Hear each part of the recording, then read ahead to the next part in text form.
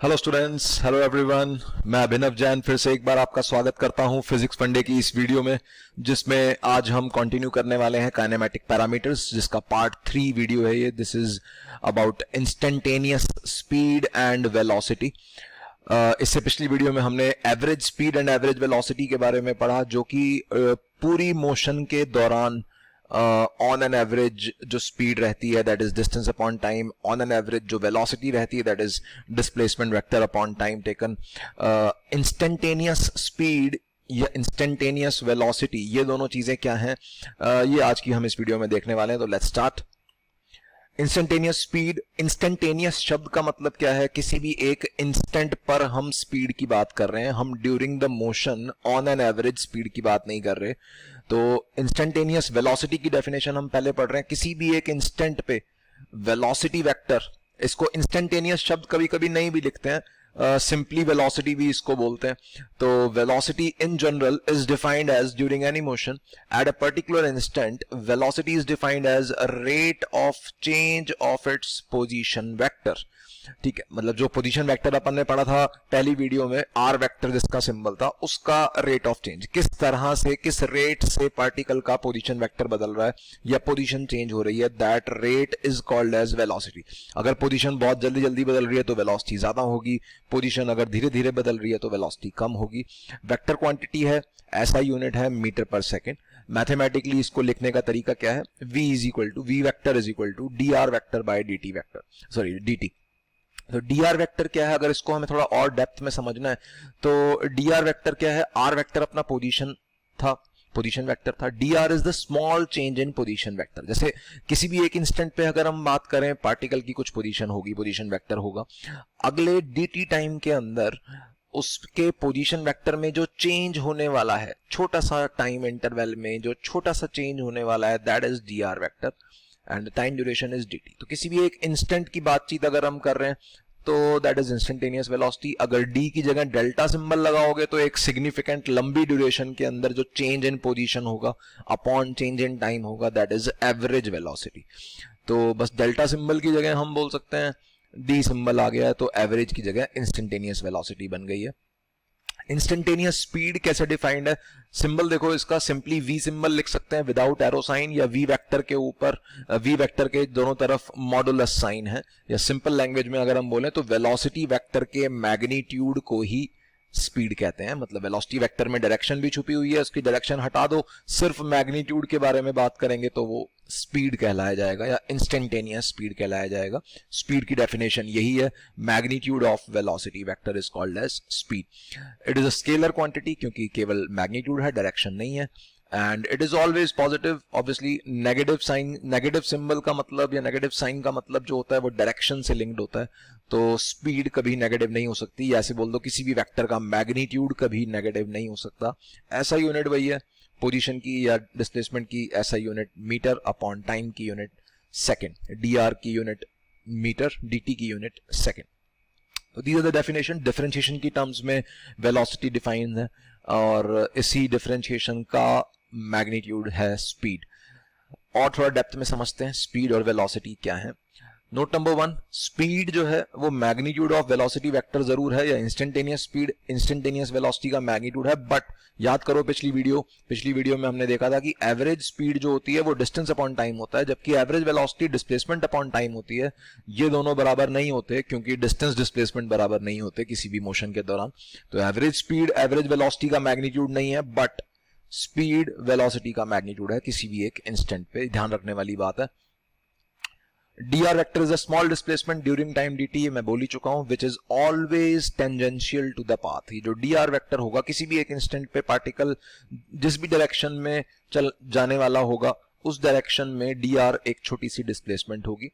उस dr को अगर हम एक स्केलर से डिवाइड करें dt नाम के, तो जो नया वेक्टर बनेगा v वेक्टर, वो भी dr वेक्टर की डायरेक्शन जैसा ही होगा, because dt is a positive quantity. तो वेलोसिटी हमेशा टेंजेंशियल टू द पाथ होगी। कॉमन सेंस की भी बात है कि जिस डायरेक्शन में वेलोसिटी होगी उसी डायरेक्शन में उसकी मोशन होनी है। वेलोसिटी ही है जो मोशन को रिप्रेजेंट करती है, डायरेक्शन ऑफ मोशन को रिप्रेजेंट करती है। एवरेज वेलोसिटी हमने पिछली वीडियो में देखा था, जरूरी नहीं है वो मोशन के अलोंग हो, क्योंकि एवरेज वेलोसिटी डिस्प्लेसमेंट के अलोंग होती है, और डिस्प्लेसमेंट तो बस इनिशियल और फाइनल पॉइंट को मिलाने वाला वेक्टर है। तो velocity represents direction of motion. जैसे फॉर एग्जांपल अगर मान लो ये एक पाथ है, इसके अंदर ये मान लो ए पोजीशन से स्टार्ट हुआ कोई पार्टिकल और बी पोजीशन पे जाने वाला है, तो रास्ते में किसी भी एक पोजीशन पे जो स्मॉल डिस्प्लेसमेंट होगी वो स्मॉल डिस्प्लेसमेंट पाथ के अलोंग ही होगी, और उसी पाथ के अलोंग वेलोसिटी की भी डायरेक्शन होगी। डी आर की डायरेक्शन जिस डायरेक्शन में है डी आर, उसी डायरेक्शन में होगा वी वेक्टर भी। या जैसे पार्टिकल यहां पहुंचा तो इस पॉइंट पे टेंजेंट के अलोंग ही वेलोसिटी है, टेंजेंट के अलोंग ही स्मॉल डिस्प्लेसमेंट है, एंड सो ऑन। मतलब हर इंस्टेंट पे तुम देख सकते हो इस डायग्राम में वेलोसिटी की डायरेक्शन बदले जा रही है, और हो सकता है मैग्नीट्यूड भी बदल रहा हो। अगर पार्टिकल की स्पीड बढ़ रही है घट रही है, वेलोसिटी के मैग्नीट्यूड को ही स्पीड कहते हैं। तो बहुत ही इंपॉर्टेंट बात ध्यान में रखनी है, वेलोसिटी की डायरेक्शन ही मोशन की डायरेक्शन है, और मोशन की डायरेक्शन वही है जो टेंजेंट ड्रॉ करने पे जो बनती है। अगर कॉमन सेंस है कि अगर किसी और डायरेक्शन में वेलोसिटी होगी तो पार्टिकल उस पाथ पे क्यों जाएगा, किसी और पाथ पे जाएगा। तो अगर पाथ यही रेड वाला पाथ है तो हर इंस्टेंट पे इस पाथ के टेंजेंशियल डायरेक्शन में होगी वेलोसिटी। आगे बढ़ते हैं। नोट नंबर 3, मैथमेटिकली अगर हम बात करें, velocity at any instant can be written as D R by D T. में हमने आर वेक्टर देखा था। आर वेक्टर अगर पार्टिकल की instantaneous position x, y, z है तो आर वेक्टर को x i cap plus y j cap plus z k cap लिखा जा सकता है ना। और जिसकी डिफरेंशिएशन अगर करेंगे तो i cap j cap k cap तो कांस्टेंट यूनिट वेक्टर्स हैं, ये कोई टाइम के साथ तो बदल नहीं रहे, तो ये साइड में बैठे रहेंगे। i cap j cap k cap और x y z की डिफरेंशिएशन हो जाएगी। मतलब जैसे हम नॉर्मल फंक्शंस की डिफरेंशिएशन करते हैं बिल्कुल उसी तरह से वेक्टर्स की भी डिफरेंशिएशन होती है, कोई स्पेशल बात नहीं है इसमें। तो velocity can be written as dx by dt i cap, dy by dt j cap, dz by dt k cap in general. अभी हम इस पे डायरेक्टली तीनों डायमेंशंस में, तीनों डायरेक्शंस में सवाल नहीं करने वाले, एक एक करके आराम से तसल्ली से पढ़ेंगे हम। पहले केवल x डायरेक्शन में, या केवल अगर एक डायरेक्शन में पार्टिकल मूव कर रहा है, मान लो x एक्सिस के अलोंग मूव कर रहा है, तो ये dx by dt ही उसकी वेलोसिटी बन जाएगी, where x is the position coordinate. अगर सिर्फ y डायरेक्शन में पार्टिकल मूव कर रहा है तो dy by dt, सिर्फ z डायरेक्शन में पार्टिकल मूव कर रहा है तो dz by dt। The rate of change of position coordinate is velocity. तीनों डायरेक्शन में कुछ भी अजीबोगरीब मोशन है तो हम i cap j cap k cap का सहारा लेंगे आने वाले टाइम में। x y z the position coordinates of the moving particle. Note number 4, for rectilinear motion, अभी जैसे मैंने बोला, मान लेते हैं एक्स एक्सिस के अलोंग ही पार्टिकल मूव कर रहा है, ज्यादा वेक्टर्स के चक्कर में नहीं फंसते, तो एक्स एक्सिस के अलोंग ही अगर पार्टिकल मूव कर रहा है तो velocity simply dx by dt लिखी जा सकती है। तुम्हारी इच्छा है आई कैप लिखना चाहो इसके आगे तो लिख सकते हो, अदरवाइज लोड नहीं है, क्योंकि अगर वेलोसिटी प्योरली एक्स एक्सिस के अलोंग है, मोशन एक ही लाइन के अलोंग होनी है, तो बार बार आई कैप लिखने से कुछ हासिल नहीं होने वाला। तो रेक्टिलिनियर मोशन या स्ट्रेट लाइन मोशन के अंदर हम आई कैप या जे कैप या के कैप लिख भी सकते हैं, नहीं भी लिख सकते।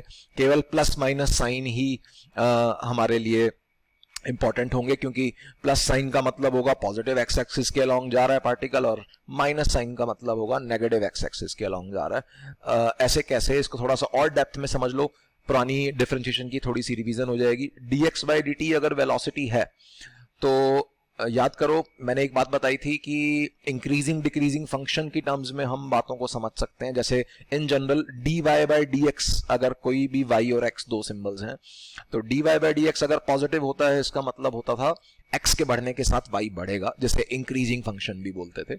और dy by dx अगर नेगेटिव होता था इसका मतलब होता था x के बढ़ने के साथ y घटेगा, जिसको डिक्रीजिंग फंक्शन भी कहते थे। बिल्कुल सेम यही फंडा हम यहाँ पे भी लगा सकते हैं, बस x और t सिंबल आ गए हैं यहाँ पे।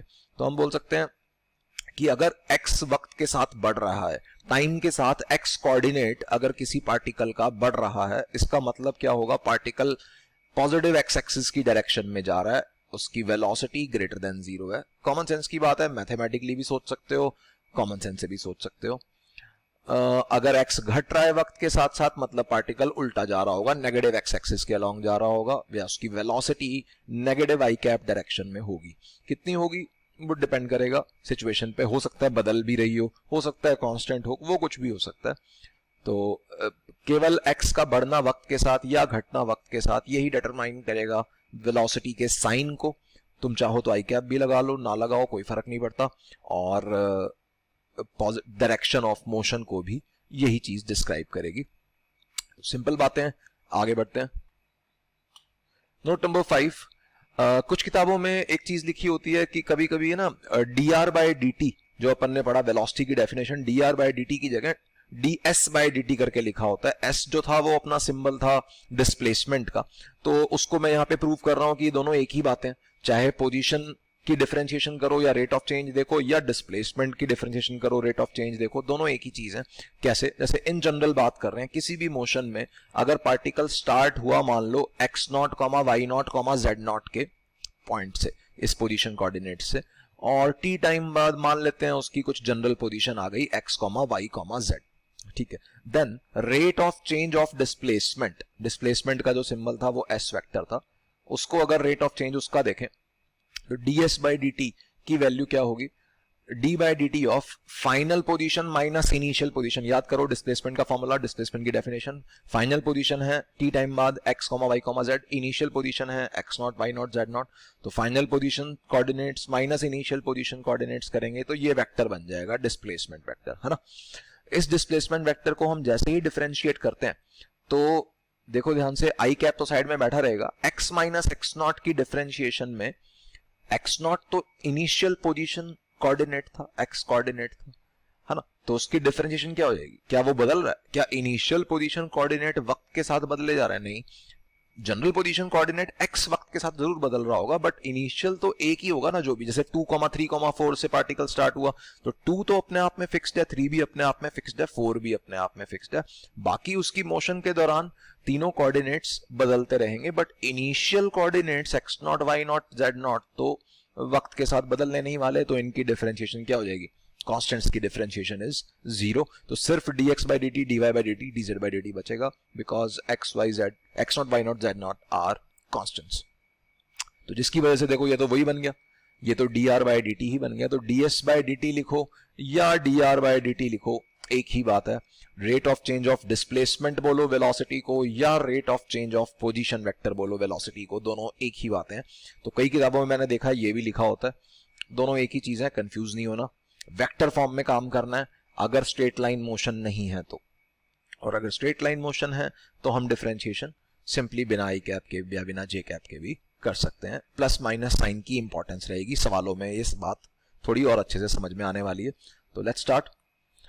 पहला सवाल, एक पार्टिकल है moving on X axis such that its position is changing with time as this function. एक फंक्शन दे रखा है जिसमें पार्टिकल का एक्स कोऑर्डिनेट वक्त के साथ बदल रहा है, ठीक है। इस मतलब t की वैल्यू 0 डाल के देखो यहाँ पे, तो 0² माइनस 5 इंटू 0 क्या बना? 0, मतलब इनिशियली पार्टिकल ओरिजिन पे है। t की वैल्यू 1 डाल के देखो तो 1 माइनस 5 माइनस 4 बना, मतलब 1 सेकंड बाद पार्टिकल -4 पे पहुंच गया। ऐसे हम t की वैल्यू बहुत सारी डाले जा सकते हैं इसमें, और x की वैल्यू निकलती रहेंगी।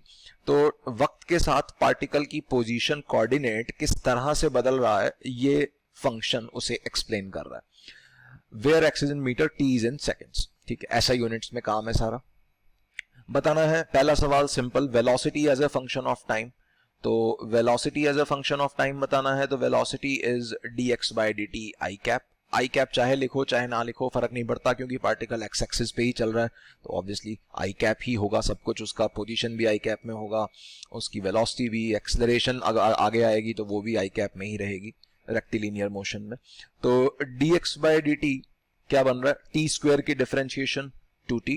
डिफरेंशिएशन में यहाँ पे रिवाइज नहीं करवा रहा हूँ, डिफरेंशिएशन जिस भी बच्चे की कमजोर है मैं यही सजेस्ट करूंगा पुरानी वीडियोस देखे वो एक बार डिफरेंशिएशन इंटीग्रेशन की, और फिर दोबारा यहाँ पे आए, क्योंकि डिफरेंशिएशन इंटीग्रेशन का ऑलमोस्ट फिजिक्स के हर चैप्टर में यूज होने वाला है, एंड वेक्टर्स का भी ऑब्वियसली। तो ये 3 बेसिक मैथमेटिक्स के टूल्स हैं और इनको अच्छे से यूज करना हर किसी बच्चे को आना चाहिए। बार बार ये वीडियोस देखनी पड़ती हैं, कुछ महीने लग जाते हैं कभी कभी क्लास 11th के स्टूडेंट्स को ये सारे डिफरेंशिएशन, इंटीग्रेशन और वेक्टर्स को ग्रैस्प करने में, बट कोशिश करते रहो, हो जाएगा। t² की डिफरेंशिएशन 2t माइनस 5t की डिफरेंशिएशन 5, तो ये क्या हो गया? डिफरेंशिएट करते ही हमारे पास वेलोसिटी का एक फंक्शन तैयार हो गया। तो क्या पूछा है, velocity as a function of time पूछा है, तो यही अपना आंसर है 2t-5। किसी भी टाइम पे उसकी जो वेलोसिटी होगी वो 2t-5 होगी। जैसे कोई पूछता है 5 सेकंड बाद वेलोसिटी बताओ, तो यहाँ पे t को 5 डाल दो, तो 2 इंटू 5 10, 10 माइनस 5 5। 5 सेकंड बाद उसकी वेलोसिटी 5 मीटर पर सेकंड होगी। कोई पूछता है 100 सेकंड बाद वेलोसिटी बताओ, तो t को 100 डाल दो यहाँ पे, तो 2 into 100 minus 5 that is 195 metre per second की वेलोसिटी से पार्टिकल दौड़ रहा होगा। t इज इक्वल टू 0 पे वेलोसिटी देखो इसकी क्या है, इनिशियल वेलोसिटी अगर कोई पूछता है हमसे तो t को 0 डाल देंगे, वेलोसिटी आ रही है -5। लिख भी देता हूं मैं इसको यहाँ पे, at t is equal to 0 velocity -5 आ रही है। इस माइनस का मतलब क्या है, इस माइनस का मतलब है टूवर्ड्स नेगेटिव एक्स एक्सिस। तो ये बातें अपने को बहुत ही सोच समझ के, माइनस साइन, क्योंकि हम आई कैप तो लिख नहीं रहे हैं, आई कैप हम लिख नहीं रहे हैं, तो माइनस का मतलब ये -5 आई कैप, तो minus I cap means towards the negative X axis. तो particle initially negative X axis की तरफ जा रहा होगा ओरिजिन से स्टार्ट होने के बाद। आगे आते हैं, दूसरा सवाल क्या है, find displacement during first 5 seconds. Displacement पूछा है, तो displacement is final position vector R final minus R initial. Displacement का फॉर्मूला या डेफिनेशन, आर फाइनल क्या है, फाइनल पोजीशन वेक्टर कौन बताएगा, यही पोजीशन का डायरेक्टली हमें फंक्शन गिवन है, तो पोजीशन का फंक्शन डायरेक्टली ही गिवन है, तो सिंपली इसमें 5 सेकंड डाल दो, टाइम की वैल्यू 5 सेकंड यहाँ पे पुट कर देते हैं, तो ये बन रहा है 5 स्क्वायर माइनस 5 इंटू 5, टाइम की वैल्यू 5 डाल दी, ये हो गया फाइनल पोजीशन वेक्टर। चाहो तो आई कैप लिख लो यहाँ पे, माइनस इनिशियल पोजीशन वेक्टर क्या है या इनिशियल पोजीशन क्या है, यही फंक्शन बताएगा। मतलब डिफरेंशिएशन की कोई लोड ही नहीं है सेकंड क्वेश्चन के अंदर। सेकंड क्वेश्चन में हमें सिंपली टाइम की वैल्यू पोजीशन फंक्शन में ही डालनी है, तो टाइम जब 0 था तो 0 स्क्वायर माइनस 5 इंटू 0, तो ये तो इनिशियल पोजीशन वेक्टर भी 0 है, फाइनल पोजीशन वेक्टर भी 0 है, तो इसका मतलब जहां से स्टार्ट हुआ था पार्टिकल 5 सेकंड बाद घूम फिर के वहीं पे लौट आएगा। कुछ इस तरह की मोशन हो रही है। तीसरा सवाल, थोड़ा सा अब हमें डेप्थ में जाना पड़ेगा, डिस्टेंस बताना है। अब याद करो, डिस्टेंस की मैंने डेफिनेशन तो लिखवाई थी। डिस्टेंस क्या है, length of actual path travelled is called as distance, ठीक है। लेकिन डिस्टेंस का कोई फॉर्मूला नहीं है, डिस्टेंस का हमने कोई फॉर्मूला डिस्कस नहीं किया, क्योंकि डिस्टेंस, एक तो वो कंफ्यूजन दूर कर देना, डिस्टेंस स्पीड इनटू टाइम नहीं होता, ये मैं बहुत बार बोलता हूं। Distance is equal to speed into time, ये बचपन का फॉर्मूला है जो सिर्फ और सिर्फ तभी वैलिड है जब स्पीड कांस्टेंट हो। अब तुम देख रहे हो यहाँ पे वेलोसिटी या फिर स्पीड जो है वो तो टाइम का फंक्शन है, वक्त के साथ बदले जा रहा है, तो distance is equal to speed into time जैसी कोई बात नहीं है, तभी हमें यहाँ पे कैलकुलस का यूज करना पड़ रहा है। तो डिस्टेंस हम कैसे सोचें, डिस्टेंस है length of actual path travelled. पहले 5 सेकंड में डिस्टेंस बताना है, तो सबसे पहले अपने काम करते हैं, एक एक्स एक्सिस बना लेते हैं जिसपे ये पार्टिकल मूव कर रहा है। मान लेते हैं ये वो एक्स एक्सिस है जिसपे पार्टिकल मूव कर रहा है। इनिशियली पार्टिकल 0 पे था, ये हम चेक कर चुके हैं, t को 0 डालने पे x कोऑर्डिनेट 0 आ रहा है इसका, तो initially particle x equal to 0 पे है at time t is equal to 0। और दूसरी बात, हमने सेकंड पॉइंट के अंदर ये भी हमने डिस्कस कर लिया कि जब टाइम 5 सेकंड है तब भी पार्टिकल 0 पे ही है, चेक भी कर लो दोबारा से, 5 स्क्वायर माइनस 5 इंटू 5 करोगे तब भी 0 ही आ रहा है, तो 0 सेकंड पे भी पार्टिकल यही है, 5 सेकंड पे भी पार्टिकल यही है ओरिजिन पे ही। इसका मतलब ये है कि पार्टिकल कहीं गया ही नहीं, गया तो होगा, क्यों, क्योंकि वेलोसिटी तो है, वेलोसिटी देखो टाइम 0 पे वेलोसिटी -5 आ रही है, तो इसका मतलब पार्टिकल नेगेटिव एक्स एक्सिस की तरफ गया होगा। अब वो कितना आगे, कितना लेफ्ट साइड में गया होगा ये हमें सोचना है, कितना वो लेफ्ट में गया और फिर कहां से मुड़ के वापस आया होगा 5 सेकंड के बाद यहाँ पे, क्योंकि 5 सेकंड पे तो पोजीशन 0 है, तो कुछ लेफ्ट गया होगा और फिर वापस आया होगा। कहां तक लेफ्ट गया होगा और कहां से पलट के वापस आया होगा, अगर ये पॉइंट का एक्स कोऑर्डिनेट मिल जाए, अगर इस पॉइंट का एक्स कोऑर्डिनेट मिल जाए तो इसका डबल कर देंगे, आंसर आ जाएगा, क्योंकि इतना ही, मान लो -4 है ये मान लेते हैं, तो 4 मीटर पीछे गया, 4 मीटर आगे गया, तो 8 मीटर का डिस्टेंस हो जाएगा। डिस्प्लेसमेंट 0 है, डिस्प्लेसमेंट तुम ऐसे बोल सकते हो एक बारी माइनस में जाएगी एक बारी प्लस में जाएगी, तो नेट 0 बन जाएगी, जो कि हमने सेकंड क्वेश्चन के आंसर में देखा भी है। तो अब सवाल ये उठता है, हम वो पोजीशन कैसे निकालें जिस पोजीशन पे ये पार्टिकल पलटा। तो सबसे खूबसूरत बात यह है कि स्ट्रेट लाइन मोशन के अंदर अगर किसी भी चलती हुई गाड़ी को या किसी बंदे को या पार्टिकल को अगर पलटना है, ध्यान से सुनना, मैं यू टर्न लेने की बात नहीं कर रहा हूं। एक गाड़ी मान लो एकदम स्ट्रेट जा रही है, उसको लेफ्ट या राइट नहीं मुड़ना, स्ट्रेट में ही उसी रास्ते से वापस आना है। उसी रास्ते से वापस आने का मतलब क्या है? रिवर्स गियर लगा के वापस आना है अगर गाड़ी है तो उसी रास्ते से अगर वापस आना है तो कंसेप्ट क्या है? एक इंस्टेंट के लिए उसे अपनी स्पीड जीरो करनी पड़ेगी। क्यों? कॉमन सेंस से पहले तो फील करके देख लो, अगर तुम बाइक चला रहे हो या गाड़ी चला रहे हो, साइकिल चला रहे हो या पैदल भी जा रहे हो, और तुम्हें बिल्कुल जिस स्ट्रेट पाथ में तुम जा रहे हो उसी पाथ पे तुम्हें वापस आना है, तो एक इंस्टेंट के लिए तुम्हें अपनी स्पीड जीरो करनी पड़ेगी। क्यों? क्योंकि अगर तुम्हारी वेलोसिटी पॉजिटिव थी तो नेगेटिव बनाने के लिए, पॉजिटिव से नेगेटिव आने में रास्ते में एक जगह जीरो तो आएगा ही, और जहां जीरो आएगा वहीं पर डायरेक्शन पलट रही होगी। एक तरीका है कॉमन सेंस से तुम सोच सकते हो। दूसरा तरीका एक और भी है, मैथमेटिक्स भी तुम्हारी मदद कर सकती है सोचने की। कैसे? कि ये जो एक पार्टिकल जब नेगेटिव एक्स डायरेक्शन में गया तो यहां पे एक ऐसा एक्स कोऑर्डिनेट बना जो एक्स कोऑर्डिनेट का मिनिमा की वैल्यू है। इस यहां पे जो जिस पॉइंट पे पार्टिकल पलटा होगा इसके और लेफ्ट में नहीं गया वो, इसका मतलब यहां पे एक्स कोऑर्डिनेट का मिनिमा बना है। और मिनिमा कब बनता है? y का मिनिमा तब बनता था जब dy by D x zero हो, y का मैक्सिमा जब बनता था जब dy by D x zero हो। तो मैक्सिमा मिनिमा तब बनते हैं जब dy by D x zero हो। यहाँ पे x का मिनिमा चाहिए हमें, टाइम के साथ x चेंज हो रहा है, टाइम के साथ x चेंज हो रहा है, तो हम बोल सकते हैं x का मिनिमा तब बनेगा जब dx बाई dt जीरो होगा। वही बात हमने कॉमन सेंस से भी फील कर ली थी कि वेलोसिटी जीरो होगी, velocity he dx by dt है, तो वेलोसिटी जब जीरो होगी तब पार्टिकल पलटेगा स्ट्रेट लाइन मोशन में। तो इस स्पेशल x कोऑर्डिनेट को निकालने के लिए कंसेप्ट क्या लिख रहा हूं मैं यहां पे, that is to reverse the direction of motion in straight line motion. Concept is dx by dt को जीरो कर दो, तो उससे इस पॉइंट का x कोऑर्डिनेट सॉल्व हो जाएगा। वेलोसिटी ऑलरेडी हमने डिफरेंशिएट करके रखी हुई है, ये रही फर्स्ट पार्ट के आंसर में 2t माइनस 5, तो 2t माइनस 5 की वैल्यू जीरो होगी, मतलब t is equal to 5 by 2। 2.5 second पे पार्टिकल ने अपनी वेलोसिटी जीरो करवाई है। या ऐसे बोल दो, ये जो इंस्टेंट है ये 2.5 सेकेंड का है, 2.5 सेकेंड का, तो t इज इक्वल टू 2.5 पे वो जहां कहीं भी है वो उसका लेफ्ट मोस्ट पॉइंट है, उसके और लेफ्ट में वो नहीं गया। अब वो कहां है?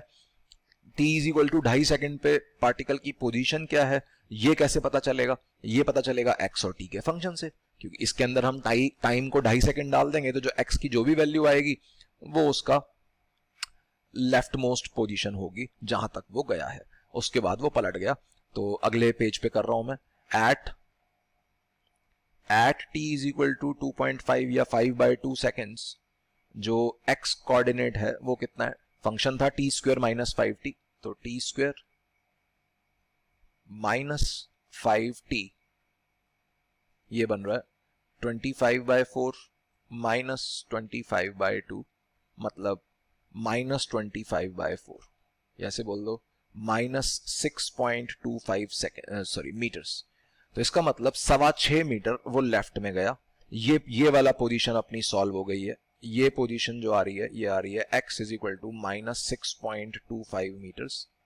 तो 6.25 मीटर वो लेफ्ट गया, एक इंस्टेंट के लिए थम गया, और फिर राइट आके 5 सेकंड पे दोबारा ओरिजिन पे बैठा हुआ पाया गया। तो टोटल 5 सेकंड में डिस्टेंस ट्रेवल्ड कितना है?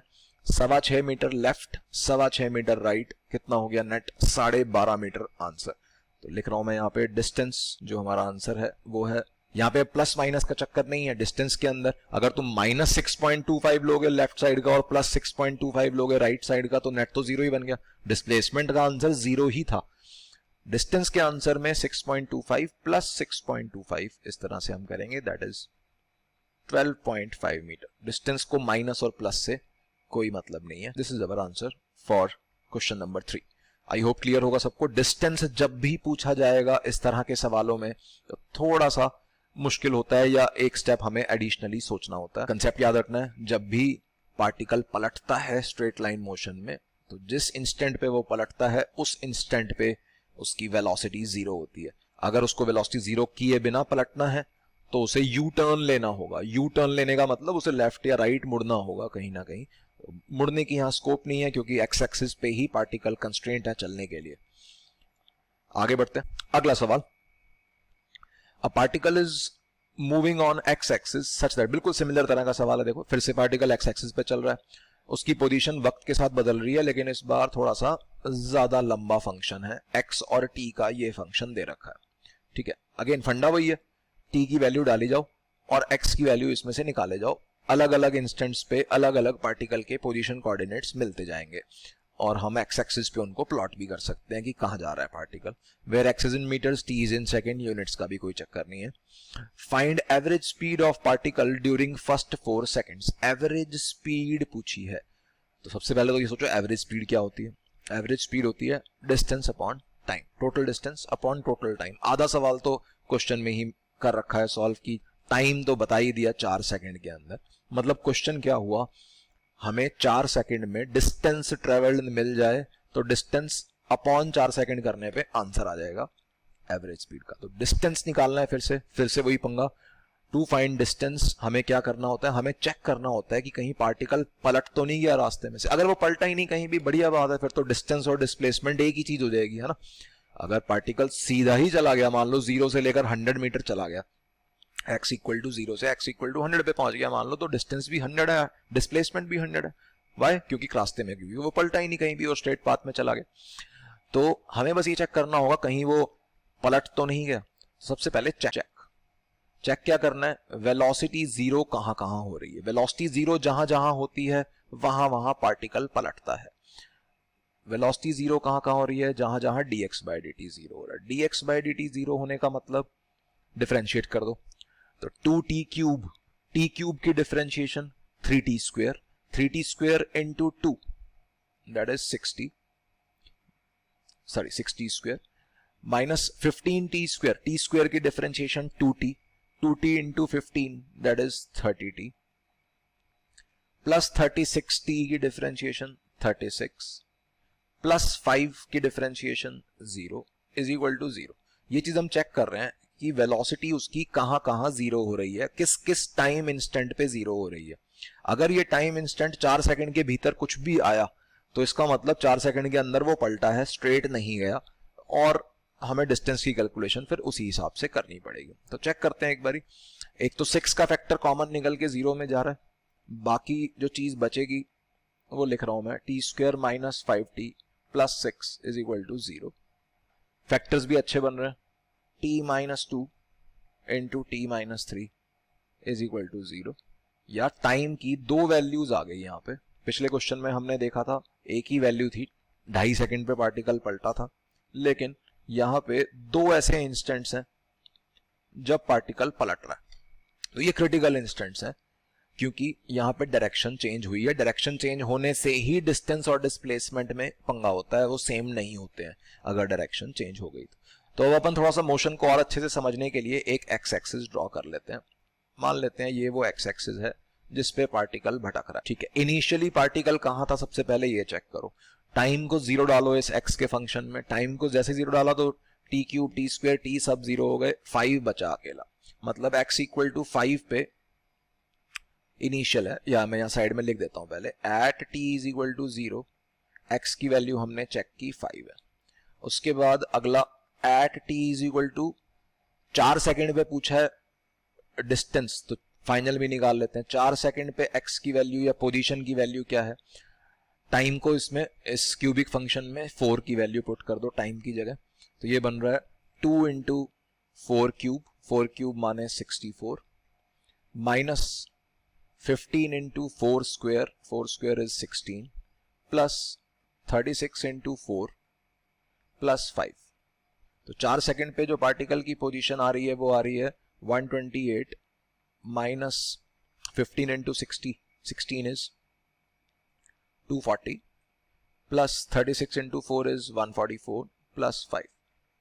ये बन रहा है x is equal to 128 plus 144 is 272, minus 240 plus 5। ये बन रहा है 32 प्लस 5 37। 4 सेकंड बाद मतलब फाइनल इंस्टेंट पे वो x इक्वल टू 37। मैक्सिमम बच्चे इस देखो इस क्वेश्चन में गलती क्या करेंगे, केवल ये इनिशियल निकाल लेंगे और ये फाइनल निकाल लेंगे। इनिशियली वो 5 पे था, फाइनली वो 37 पे हो गया, तो डिस्प्लेसमेंट कितनी होगी 32, और डिस्प्लेसमेंट ही डिस्टेंस होता है स्ट्रेट लाइन पाथ में, तो 32 ही आंसर कर देंगे, जो कि एक ऑप्शन डेफिनेटली मिलेगी जो कि गलत है।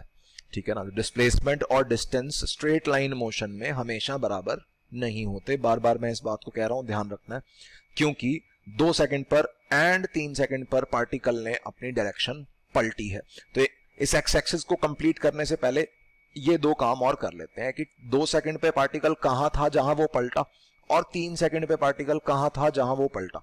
तो मैं अगले पेज पे लिख रहा हूं, at t is equal to 2 seconds x की वैल्यू क्या है, तो इस फंक्शन में फिर से t को 2 डाल दो, तो 2 इंटू टू क्यूब होता है 8 minus 15t square, 15 into 2 square is 4 plus 36 into 2 plus 5, 36t plus 5, तो ये बन रहा है 8 into 2 16, 15 into 4 60, 36 into 2 72 plus 5, this is 88 minus 60 plus 5, that is 28 plus 5 33 पे है वो। और एक आखिरी काम ऐसा और कर लेते हैं, at t is equal to 3 second x की वैल्यू बन रही है 2 into 3 cube that is 27 minus 15 into 3 square that is 9 plus 36 into 3 plus 5, तो ये बन रहा है x की वैल्यू 3 सेकेंड पे जहां पार्टिकल फिर से पलटा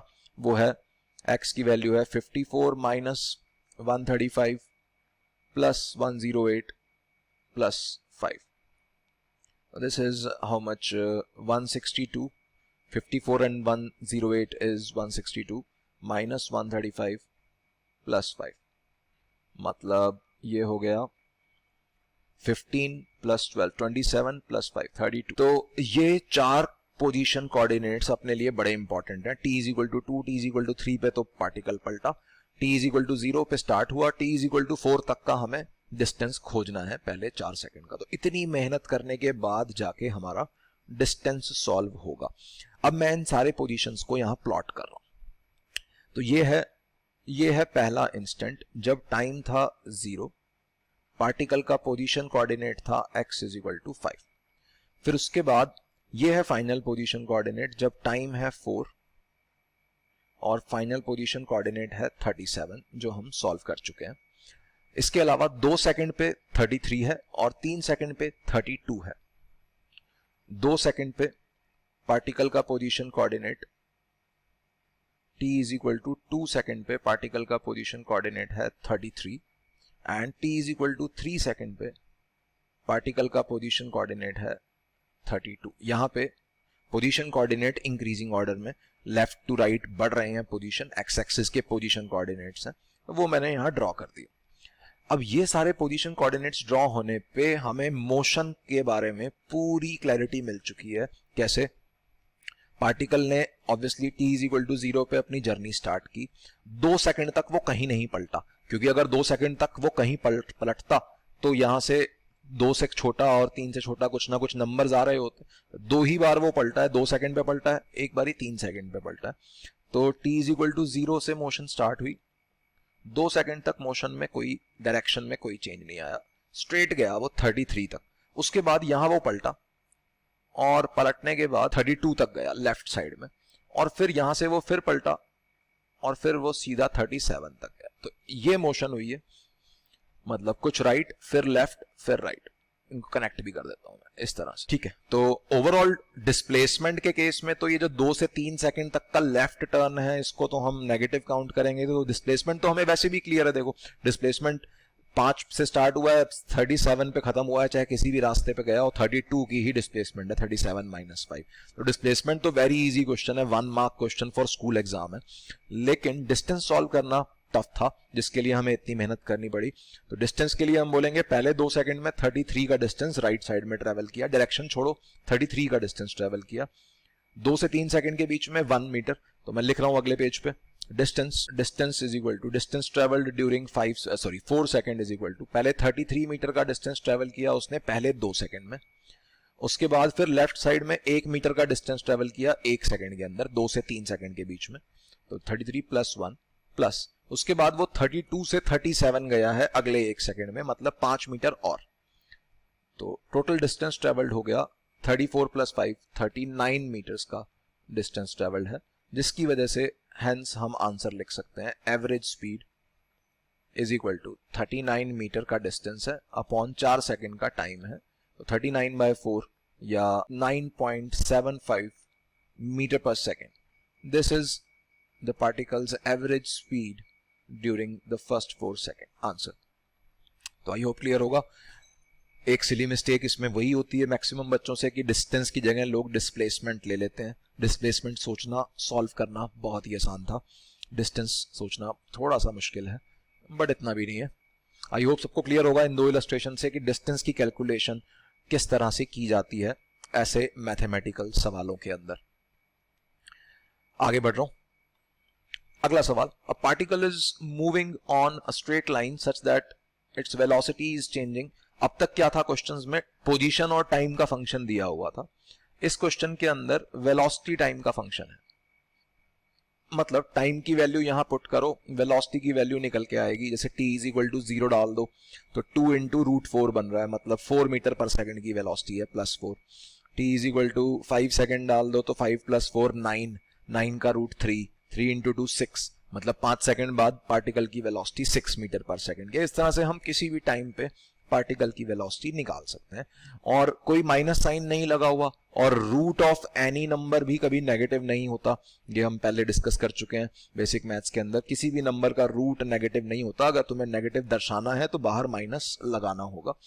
तो वेलोसिटी हमेशा ही पॉजिटिव है तो कोई चक्कर ही नहीं है, वेलोसिटी पॉजिटिव ही है तो हमेशा वो पॉजिटिव डायरेक्शन में ही जाएगा। और डिस्टेंस और डिस्प्लेसमेंट एक ही बात है, यहाँ पे डिस्टेंस पे ये क्वेश्चन भी नहीं है। तो क्वेश्चन क्या है, डिस्प्लेसमेंट बतानी है पहले 5 सेकंड में, डिस्प्लेसमेंट आ जाएगी तो एवरेज वेलोसिटी भी आ जाएगी, डिस्प्लेसमेंट अपॉन 5 सेकंड करके। तो दोनों ही सवाल सिंपल है, डिस्प्लेसमेंट फाइंड करनी है। तो डिस्प्लेसमेंट अब उल्टा सवाल है, लेकिन डिस्प्लेसमेंट होता है final position minus initial position. अब पोजीशन निकलेगी कैसे, पोजीशन का तो फंक्शन गिवन ही नहीं है, यहाँ तो वेलोसिटी का फंक्शन गिवन है। तो हमने क्या पढ़ा, वेलोसिटी की डेफिनेशन पढ़ी हमने। वेलोसिटी की डेफिनेशन क्या है, dx/dt, x is the position coordinate. तो स्टार्ट हम वहीं से करेंगे। हमें dx/dt गिवन है as a function of time, ये चीज हमें गिवन है, dx/dt is 2 times root of t plus 4। तो x और t के अंदर यही इक्वेशन है, जो भी है x और t में यही इक्वेशन है, तो इसको सॉल्व करना है। This is differential equation, differentiation की टर्म्स में है। तो सॉल्व करने के लिए मैं क्या करूंगा, जैसे नॉर्मल अपन कोई भी इक्वेशन सॉल्व करते हैं वैसे ही डिफरेंशिएशन वाली इक्वेशन सॉल्व करते हैं। x की टर्म्स एक तरफ कर दो, टाइम की टर्म्स दूसरी तरफ कर दो। तो x की तो सिर्फ एक ही टर्म है, ये dx वाली, इज इक्वल टू टाइम की टर्म्स दूसरी तरफ कर दी तो 2 into root of t plus 4 into dt। Term segregate हो गई, टाइम की सारी टर्म्स एक तरफ, x की सारी टर्म्स एक तरफ, एंड देन दोनों के साथ इंटीग्रेशन का साइन लगा दो, क्योंकि इंटीग्रेशन से ही dx से x कन्वर्ट होगा, dt से t कन्वर्ट होगा। अच्छा, इंटीग्रेशन हमेशा जब भी इस तरह के सवाल आए, इंटीग्रेशन हमेशा लिमिट्स की टर्म्स में करो या डेफिनेट इंटीग्रेशन करो। जैसे यहाँ डाटा देखो दिया होगा कुछ ना कुछ, वेलोसिटी, अच्छा कुछ भी नहीं दिया हुआ यहाँ पे, वेलोसिटी मीटर पर सेकंड में है, टाइम सेकंड्स में है। तो हमें नहीं पता कि इनिशियली पार्टिकल कहाँ था, या किसी भी एक इंस्टेंट पे हमें नहीं पता तो पोजीशन क्या है। तो हम यहाँ पे लिख देते हैं टाइम की इनिशियल वैल्यू थी 0, तो पार्टिकल की इनिशियल पोजीशन थी x इनिशियल, पता नहीं x इनिशियल कितनी है, गिवन नहीं है। जब टाइम की वैल्यू होगी 5 सेकंड, मैं यहाँ 5 सेकंड ही लिख रहा हूँ, किसी को अगर जनरल फंक्शन निकालना है तो यहाँ पे टाइम की वैल्यू t लिख सकते हो, उससे x as a function of t आ जाएगा। मैं यहाँ पे 5 सेकंड पे ही निकाल रहा हूँ क्योंकि 5 सेकंड का ही सवाल है। तो टाइम की वैल्यू जब 5 सेकंड होगी तो फाइनल पोजीशन होगी उसकी x फाइनल, xf। तो मतलब टाइम की लोअर लिमिट से एसोसिएटेड है x की लोअर लिमिट, टाइम की अपर लिमिट से एसोसिएटेड है x की अपर लिमिट। इस तरह से हमें सोचना होता है। अच्छा, dx की इंटीग्रेशन x की upper limit minus lower limit लिखेंगे तो ये बनेगा x final minus x initial is equal to 2 into root of t plus 4 की इंटीग्रेशन करनी है। तो कैसे करेंगे, 2 into root of t plus 4, root of ax plus b जैसा फंक्शन है, तो इंटीग्रेशन का फॉर्मूला लगा रहा हूं, t प्लस 4 की पावर हाफ है, t प्लस 4 की पावर हाफ की इंटीग्रेशन करनी है तो t प्लस 4 की power half plus 1 upon half plus 1, ठीक है। अपॉन में टाइम का कॉफिशिएंट भी करना पड़ेगा, टाइम का कॉफिशिएंट यहाँ 1 ही है। ये स्टेप्स जिसको भी नहीं समझ में आ रहे, एक बार दोबारा से इंटीग्रेशन वाली वीडियो देखो, चीज़ें चमक जाएंगी। इंटीग्रेशन में कोई बहुत ज़्यादा चीज़ें नहीं है जो फिजिक्स के सिलेबस में यूज़ होती हैं। मैथ्स वाली इंटीग्रेशन काफ़ी टफ होती है, बट फिजिक्स में इंटीग्रेशन इज़ वेरी इजी। 2-3 ही बातें हैं जो याद रखनी होती हैं। ओके, लिमिट्स अभी लगाई नहीं है, इंटीग्रेशन सॉल्व की है। लोअर लिमिट है 0, अपर लिमिट है 5, तो ये बन रहा है X final minus X initial. X final minus X initial ही हमें चाहिए था, हमें एक्स पोजीशन तो पूछा ही नहीं गया क्वेश्चन में, हमसे तो डिस्प्लेसमेंट ही पूछा गया। डिस्प्लेसमेंट तो X final minus X initial ही डिस्प्लेसमेंट होती है। तो displacement is equal to, displacement का symbol S is equal to 2 times, एक बारी टी की जगह अपर लिमिट डाल दो तो ये बन रहा है 5 प्लस 4 की power 3/2, half plus 1 is 3/2 upon half plus 1 3/2 minus एक बारी t की जगह लोअर लिमिट डाल दो दैट इज 0, तो 4 की पावर 3/2 अपॉन 3/2। तो यहां से डिस्प्लेसमेंट सॉल्व हो रही है। डिस्प्लेसमेंट इज 2 टाइम्स 9 की पावर 3/2, 9 की पावर हाफ होता है 3, 3 की पावर 3 होता है 27, 27 अपॉन 3/2 माइनस 4 की पावर हाफ होता है 2, 2 की पावर 3 होता है 8, 8 अपॉन 3/2। तो ये बन रहा है displacement is equal to 27 minus 8 is 19, 19 into 2, 2 into 19 into 2 upon 3। This is our answer, that is coming out to be 19 into 4, answer is 76 upon 3। पहले 5 सेकंड में जो उसने डिस्प्लेसमेंट की है वो 76 अपॉन 3 मीटर है, that is first part. And second part का answer भी यही लिख देते हैं, छोटा सा ही है वो। Average velocity is equal to displacement upon time. Displacement है 76/3 मीटर अपॉन टाइम है 5 सेकेंड, दिस इज 76/15 मीटर पर second. This is the answer for question number 2। तो आई होप क्लियर होगा। दोनों पॉजिटिव आंसर्स हैं। पॉजिटिव आंसर का मतलब particle positive x axis की तरफ जा रहा है, एवरेज वेलोसिटी भी पॉजिटिव है और डिस्प्लेसमेंट भी पॉजिटिव है। नेगेटिव का यहाँ कोई पंगा ही नहीं था क्योंकि रूट साइन लगा हुआ था। तो आई होप क्लियर होगा सबको।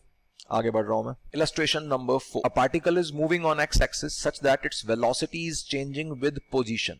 अब देखो इनिशियली जो जैसे सवालों की वैरायटी सभी लोग ध्यान से देखो, यहाँ पे पहले 2 सवाल जो मैंने लिए थे उसमें position as a function of time mention था। जब भी हमें position as a function of time mention होगा तो डिफरेंशिएट करके dx/dt से वेलोसिटी आ जाएगा। दूसरे क्वेश्चन में हमने, तीसरे क्वेश्चन में जो लास्ट क्वेश्चन था अपना, उसमें हमने वेलोसिटी और टाइम का फंक्शन देखा, तो उसमें हमें उल्टा काम करना पड़ा, इंटीग्रेशन करनी पड़ी, तो पोजीशन टाइम का फंक्शन निकला। इस बार ना हमें पोजीशन टाइम फंक्शन गिवन है और ना ही हमें वेलोसिटी टाइम फंक्शन गिवन है, बल्कि हमें वेलोसिटी और पोजीशन के बीच में फंक्शन गिवन है। देखो चाहे जो भी फंक्शन गिवन हो, फॉर्मूला तो अपना एक ही है, velocity is equal to dx/dt, उसी से ही हम काम करेंगे सारा का सारा। तो वेलोसिटी यहाँ पे गिवन है 4 - x, where v is in metre पर second, x is in metre, again units SI है। If particle starts from x equal to 3, find. पहले क्वेश्चन में पूछा गया है position as a function of time, time की value दे रखी है वो हम पुट कर देंगे 2, मतलब x as a function of t पूछा है। दूसरे में पूछा है velocity as a function of time, जबकि गिवन है velocity as a function of x।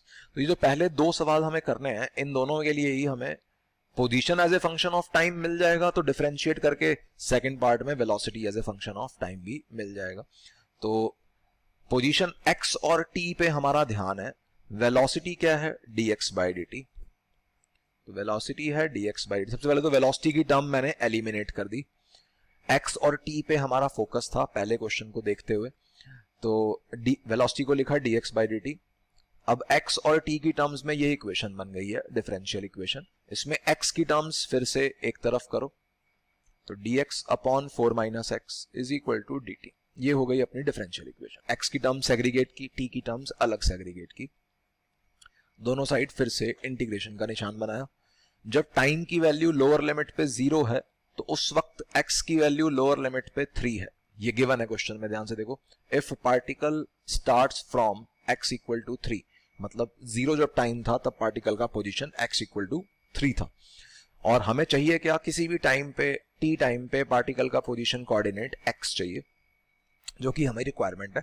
t को तुम चाहो तो 2 भी डाल सकते हो, बट मैं जानबूझ के यहाँ t को t ही रख रहा हूं, क्योंकि मुझे सेकंड क्वेश्चन को सॉल्व करने के लिए x को डिफरेंशिएट करना होगा। तो x का जब तक फंक्शन रेडी नहीं होगा तो मैं डिफरेंशिएट कर नहीं पाऊंगा, तो मैं यहाँ पे x as a function of time solve कर रहा हूं। ओके, इंटीग्रेशन फिर से ये लिखा हुआ है 1 अपॉन ए एक्स प्लस बी जैसा फंक्शन है।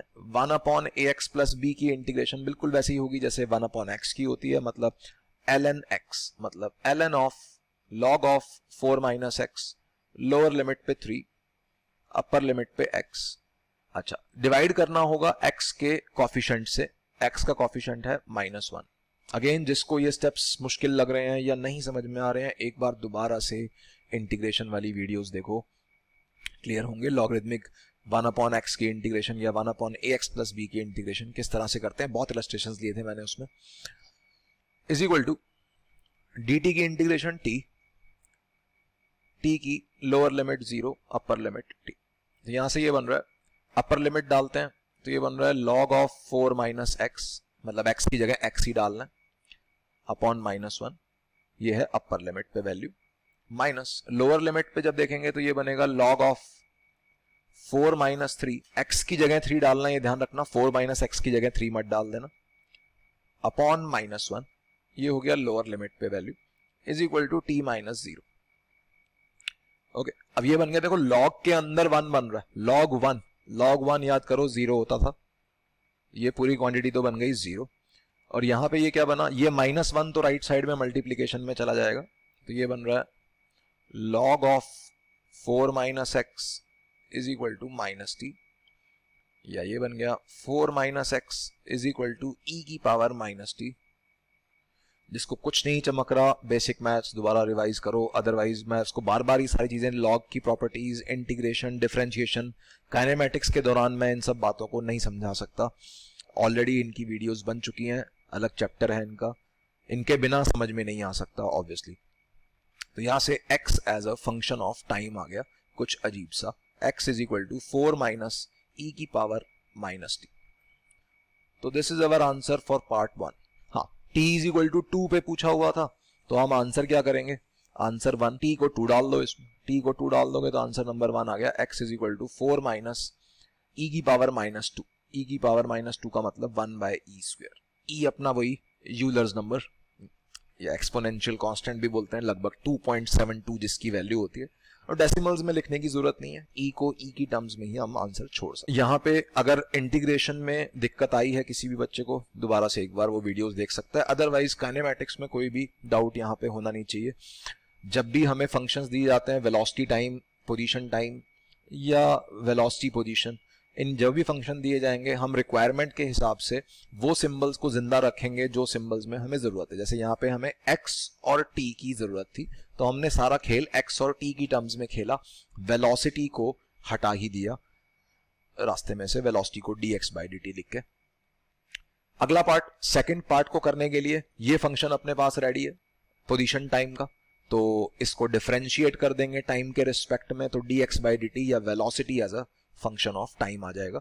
अगले पेज पे कर रहा हूं, velocity is equal to dx by dt, dx by dt मतलब d बाई dt या डिफरेंशिएशन ऑफ 4 माइनस ई की पावर माइनस टी, जो अपना x का फंक्शन था उसे डिफरेंशिएट करना है, 4 माइनस ई की पावर माइनस टी, 4 की डिफरेंशिएशन 0 माइनस ई की पावर माइनस टी की डिफरेंशिएशन ई की power minus T into -1, chain rule के हिसाब से ई की पावर माइनस टी की डिफरेंशिएशन होगी ई की power minus T into time का कोफिशिएंट दैट इज -1, तो ये आ रहा है velocity is equal to E की पावर, तो वेलोसिटी एक्सपोनेंशियली डिक्रीजिंग है, ई की पावर नेगेटिव है तो एक्सपोनेंशियली वेलोसिटी घटती चली जाएगी, हम ऐसा कह सकते हैं।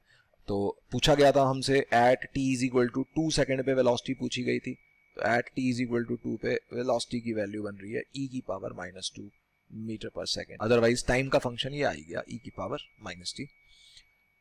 अगला सवाल तीसरा सवाल है maximum position coordinate up to which particle can reach, particle maximum कहां तक जा सकता है। तो तीसरे सवाल में एक बार फिर से हम पोजीशन फंक्शन को ही दोबारा से उठाते हैं, उसी की मैक्सिमम वैल्यू पूछी गई है। एक्स का फंक्शन हमने देखा 4 माइनस ई की पावर माइनस टी है। तो एज इस फंक्शन में ध्यान से सोचो, टाइम की वैल्यू जैसे जैसे बढ़ेगी, वक्त जैसे जैसे बढ़ेगा, तो e की पावर माइनस टी ये चीज घटती चली जाएगी। e की पावर माइनस टी अगर घटता चला जाएगा, उसके बाद एक माइनस साइन भी है, तो ये पूरी क्वांटिटी बढ़ती चली जाएगी। टाइम की वैल्यू बढ़ते बढ़ते x को भी बढ़ना है, ये बात यहां क्लियर हो रही है। अच्छा, तो इसका मतलब क्या हुआ? इसका मतलब ये प्योरली इंक्रीजिंग फंक्शन है, हम ऐसा बोल सकते हैं कि बढ़ता ही चला जाएगा ये। तो इसका मतलब x की मैक्सिमम वैल्यू कब आएगी? इसका मतलब है x की maximum value x max occurs, ये कब होगा? जब टाइम की वैल्यू अपने मैक्सिमम पे पहुंचेगी। टाइम की वैल्यू थ्योरेटिकल मैक्सिमम कितनी हो सकती है? इनफाइनाइट तक जा सकती है, बहुत लंबा टाइम हो गया। तो जब टाइम इनफाइनाइट को टेंड करेगा या बहुत ज्यादा टाइम हो जाएगा, तो x मैक्सिमम को टेंड करेगा। वो कितना है? वो होगा x maximum is equal to 4 minus E की पावर माइनस इंफिनिटी। टाइम की वैल्यू इंफिनिटी डाल दी, थ्योरेटिकली बस चेक कर रहा हूं कि कहां किस वैल्यू को ये टेंड करेगा। तो e की पावर माइनस इंफिनिटी का मतलब, e की पावर इंफिनिटी होता है इंफिनिटी, उस माइनस पावर का मतलब होता है रेसिप्रोकल, मतलब इंफिनिटी का रेसिप्रोकल, ये पूरी टर्म तो जीरो ही बन गई। मतलब x is equal to x max is equal to 4 आ रहा है। 4 मीटर का डिस्टेंस या 4 मीटर तक की ये पोजीशन मैक्सिमम ट्रेवल कर सकता है। ठीक है, t इज इक्वल टू 0 पे ये कहां था उसको भी देखो। t इज इक्वल टू 0 पे ये e की पावर 0 1, 4 माइनस 1 3, मतलब 3 मीटर से तो ये स्टार्ट हुआ है चलना, और मैक्सिमम 4 मीटर पे ही पहुंच सकता है, इसके बियॉन्ड ये जा नहीं सकता। तो 3 से और 4 मीटर के बीच की रेंज में ही पार्टिकल मूव कर रहा होगा। मतलब विजुलाइज अगर करना है तुम्हें, तो ऐसे विजुलाइज कर सकते हो, ये अपनी एक्स एक्सिस है, इस पे पार्टिकल यहां से स्टार्ट हुआ, t इज इक्वल टू 0 पे x की वैल्यू 3 थी, और t इज इक्वल टू पता नहीं कितने पे, टाइम की वैल्यू अभी नहीं सोची हमने, but x is equal to 4, यही उसकी जर्नी है, यही उसका रास्ता है, यहां से यहां उसको जाना है। तो ये टाइम कितना होगा जब ये पार्टिकल अपने मैक्सिमम पोजीशन कोऑर्डिनेट पे पहुंचा होगा, यही अपना आखिरी और चौथा सवाल है, चौथा पार्ट है इस क्वेश्चन का। Time taken by particle to reach maximum position coordinate, तो ये कितने टाइम में यहां पहुंच जाएगा? तो टाइम भी पोजीशन टाइम का फंक्शन निकला हुआ है, तो कोई दिक्कत ही नहीं है। तो एट x इक्वल टू 4, जब x अपने मैक्सिमम पे हो गया, इसका मतलब 4 is equal to 4 minus E की पावर माइनस टी। ये जो चीज थी इस फंक्शन में ही, इस फंक्शन में मैंने x को 4 डाल दिया, ये अपना जनरल फंक्शन था किसी भी टाइम पे x की वैल्यू का, तो इसमें x को 4 डाल दिया, तो टाइम की वैल्यू निकल के आ जाएगी जिस टाइम पे x कोऑर्डिनेट को 4 होना है। ये आ रहा है e की power minus t is equal to 0, जब e की पावर माइनस टी 0 होगा। e की पावर माइनस टी 0 कब होगा? यह हमने ऊपर भी देखा, जब टाइम इंफिनिटी को टेंड करेगा। मतलब यहां से यहां पहुंचने में उसे इनफाइनाइट टाइम थ्योरेटिकली लग जाएगा। That is the answer for, मतलब कभी नहीं पहुंच पाएगा। हम ऐसा बोल सकते हैं कि इनिशियली वो x इक्वल टू 3 से स्टार्ट हुआ पार्टिकल, और अगर पूरी जिंदगी मूव करता रहेगा तो भी tending to x equal to 4 पे वो पहुंच पाएगा, और उसको क्रॉस तो कभी नहीं कर पाएगा, ना ही पीछे कभी मुड़ पाएगा, क्योंकि वेलोसिटी जो है, ये वेलोसिटी हमेशा पॉजिटिव है। इस पावर वाले फंक्शन जितने भी होते हैं हमेशा पॉजिटिव रहते हैं, बाहर माइनस कोई लगा नहीं हुआ, तो वेलोसिटी हमेशा पॉजिटिव एक्स एक्सिस के लॉन्ग रहेगी, 4 मीटर के बियॉन्ड वो जा नहीं पाएगा। तो आई होप थोड़ा बहुत क्लियर होगा। अगर ये नहीं क्लियर, उसमें जितने डाउट्स आ रहे हैं अगर तुम्हारे, तो एक बार इस क्वेश्चन को दोबारा से देखो, टफ क्वेश्चन है, JEE Main JEE advance level, generally medical में इस तरह के सवाल नहीं आते हैं, ये वाला जो क्वेश्चन मैंने लिया।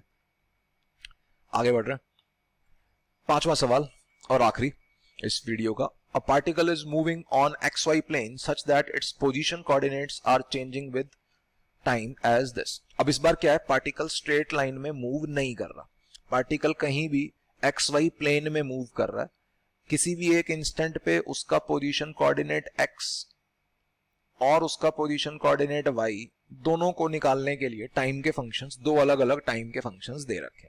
मतलब जैसे इनिशियली पार्टिकल कहाँ है, तो t को 0 डाल दो, तो x आ गया -4, y आ गया 0, मतलब -4, 0 पे इनिशियली पार्टिकल है। 5 सेकंड बाद वो कहाँ होगा, टाइम को 5 सेकंड डाल दो, तो x इक्वल टू 1 आ रहा है यहाँ से, और यहाँ से आ रहा है y इज इक्वल टू 25, तो 1,25 पे वो पाया जाएगा। तो इन दोनों फंक्शंस के मुताबिक पार्टिकल xy प्लेन में किसी तरह से भटक रहा है। xy मीटर्स में, टाइम सेकंड्स में है। बताना है किस पाथ पे वो पार्टिकल चल रहा है। तो हमें पाथ ड्रॉ करना है और उसकी इक्वेशन भी फाइंड करनी है, शेप भी बतानी है कैसी होगी, मतलब पूरा डिस्कस करना है हमें पाथ कैसा होगा।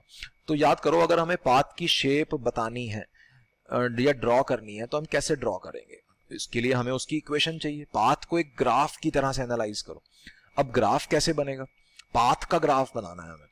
पाथ का ग्राफ बनाना है तो कोई भी हम y और x के फंक्शंस का ग्राफ कैसे बनाया करते थे, हम x की वैल्यू डालते थे, y की वैल्यू निकालते थे, और x, y का जो पोजीशन कोऑर्डिनेट होता था उसको ग्राफ पे एक डॉट करके बना दिया करते थे। ऐसी बहुत सारी डॉट डॉट डॉट बनाया करते थे और उनको जोड़ते थे तो ग्राफ प्रकट हो जाया करता था। बिल्कुल वही काम हमें यहाँ भी करना है, बट हम बिल्कुल उतने बेसिक से नहीं जाएंगे जितने बेसिक से हम बेसिक मैथ्स चैप्टर में जाया करते थे। देखो हम करने क्या वाले हैं, यहाँ पे टाइम की वैल्यू पुट करके x और y निकलेंगे, फिर अगले टाइम की वैल्यू पे x और y निकलेंगे, ऐसे सारे x और y को हमें ग्राफ पेपर पे प्लॉट करना होगा। अब वो ग्राफ पेपर पे प्लॉट करके उससे बेटर क्या है, हम इस टाइम की वैल्यू को ही एलिमिनेट कर दें। अगर हम टाइम को यहां से एलिमिनेट कर दें तो x और y में आपस में रिलेशन मिल जाएगा, और x और y में जैसे ही आपस में रिलेशन मिलेगा तो उस x y फंक्शन के ग्राफ पे ही पार्टिकल चल रहा होगा। तो बिल्कुल देखो, यहां से किसी भी इंस्टेंट पे x की वैल्यू हमें दे रखी है t-4, तो इन दोनों इक्वेशंस में मैं क्या कर रहा हूं, एलिमिनेटिंग, इन दोनों के अंदर टाइम को एलिमिनेट कर रहा हूं। टाइम को एलिमिनेट करने से ये क्या बन रहा है, टाइम की वैल्यू जैसे पहली इक्वेशन से निकाली वो कितनी बन रही है 4 + x, दूसरी इक्वेशन में डाल दी तो ये बन रहा है y is equal to 4 + x का। ये जो इक्वेशन आई, ये इक्वेशन क्या कहलाई जाएगी, this is called as equation of path. This is equation of path, या इसको इक्वेशन ऑफ ट्रेजेक्ट्री भी बोलते हैं। ट्रेजेक्ट्री का मतलब पाथ ही होता है, तो ये ध्यान में रखना है। इसकी और डिटेल में हम चर्चा करेंगे प्रोजेक्टाइल मोशन के अंदर आने वाले टॉपिक्स के अंदर। 2 डायमेंशनल मोशन का या कर्व्ड पाथ का ये पहला सवाल है अभी, तो ध्यान से इसको सुनना, आने वाले वीडियोस में और भी तुम्हें इस तरह के सवाल दिखने वाले हैं। तो यहाँ पे अगर हम बिल्कुल बेसिक से जाते, मान लो किसी बच्चे को ये स्टेप बिल्कुल नहीं समझ में आया ये क्या किया मैंने, तो हम क्या करते, बेसिक से अगर जाते तो हम सबसे पहले x एक्सिस y एक्सिस बनाते।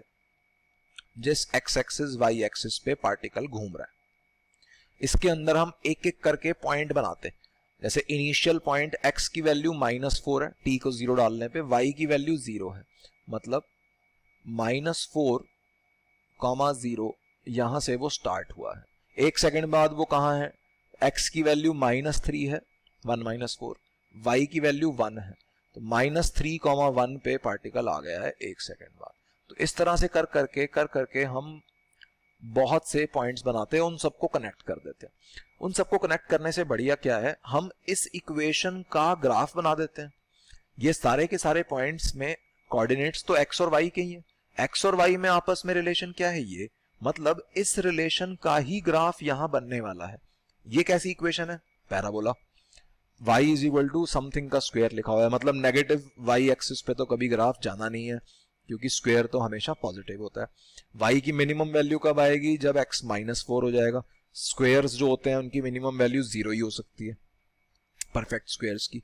तो x की वैल्यू माइनस, मतलब ये पॉइंट मिनिमा का पॉइंट बनने वाला है, मतलब ये अपना ग्राफ बनने वाला है, parabolic graph, concave upward. This is the graph for this motion. अच्छा, इस ग्राफ के अंदर अब क्योंकि पार्टिकल ने इस -4, 0 के लेफ्ट साइड का रीजन तो कभी देखा नहीं है, स्टार्ट उसकी motion t is equal to 0 पे यहां से हुई है, तो ग्राफ कैसा होगा, कुछ इस टाइप। जिस पाथ पे पार्टिकल मूव कर रहा है वो पाथ है कुछ ऐसा, इस तरह से पार्टिकल चल रहा है इस कर्व्ड पाथ पे, which is a parabola path. Parabola किस बेसिस पे, y is equal to ax² + bx + c format का फंक्शन है, तो this is a parabolic path.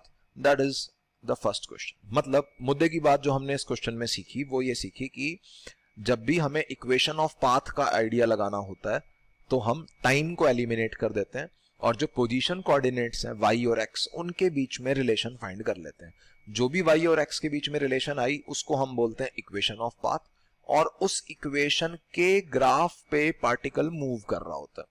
तो ये बात ध्यान में रखनी है, जब भी हमें पाथ स्ट्रेट लाइन नहीं होगा या कोई कर्व्ड पाथ होगा तो हमें उस पाथ का अंदाजा लगाने के लिए ये स्टेप्स हमारी मदद करेंगे। दूसरे सवाल पे आते हैं। तो आंसर क्या होगा, यहाँ पे शेप की इक्वेशन है ये और ड्रॉ कर दिया, यहाँ पे शेप है parabola. Second part, find speed of particle when it crosses the y axis. Y axis का मतलब जब पार्टिकल यहां होगा, यहां जब होगा तो कुछ इस तरह से चल रहा होगा, उसकी वेलोसिटी बतानी है या वेलोसिटी वेक्टर का मैग्नीट्यूड माने स्पीड बताना है जब वो वाई एक्सिस को क्रॉस कर रहा होगा।